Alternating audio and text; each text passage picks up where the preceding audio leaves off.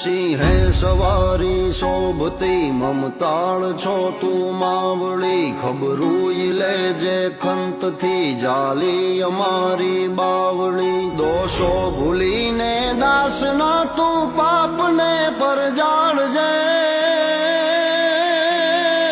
સુણી અમારા હાથને ચામુંડ શરણે રાખજે ચામુંડ